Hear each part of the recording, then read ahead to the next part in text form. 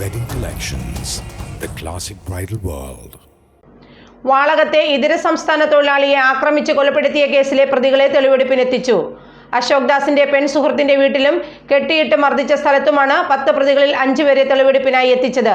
വലിയ സുരക്ഷാ സന്നാഹമാണ് പോലീസ് തെളിവെടുപ്പ് സമയത്ത് ഒരുക്കിയിരുന്നത്. വാളകത്ത് ഇതര സംസ്ഥാന തൊഴിലാളിയെ കൊലപ്പെടുത്തിയ കേസിലെ പ്രതികളെ സംഭവസ്ഥലത്തെത്തിച്ച് തെളിവെടുപ്പ് നടത്തി. ഇന്ന് ഉച്ചയോടുകൂടിയാണ് 10 പ്രതികളിൽ 5 പേരെ പോലീസ് സ്ഥലത്തെത്തിച്ച് തെളിവെടുപ്പ് നടത്തിയത്. കൊല്ലപ്പെട്ട ഇതര സംസ്ഥാന തൊഴിലാളിയുടെ പെൺസുഹൃത്തിന്റെ വാടക വീട്ടിലും അശോക് ദാസിനെ കെട്ടിയിട്ടു എന്ന് പറയുന്ന പ്രദേശത്തുമെല്ലാം എത്തിച്ചാണ് തെളിവെടുപ്പ് നടത്തിയത്. തെളിവെടുപ്പ് സമയത്ത് തങ്ങൾ കുറ്റം ചെയ്തിട്ടില്ല എന്ന വാദം പ്രതികൾ മാധ്യമങ്ങൾക്ക് മുന്നിൽ പറഞ്ഞു. Muvattupuzha station house officer BK അരുണിന്റെ നേതൃത്വത്തിലുള്ള പോലീസ് സംഘമാണ് തെളിവെടുപ്പിനായി ഇവരെ എത്തിച്ചത്. നടപടിക്രമങ്ങൾ പൂർത്തിയാക്കി പ്രതികളെ കോടതിയിൽ ഹാജരാക്കി.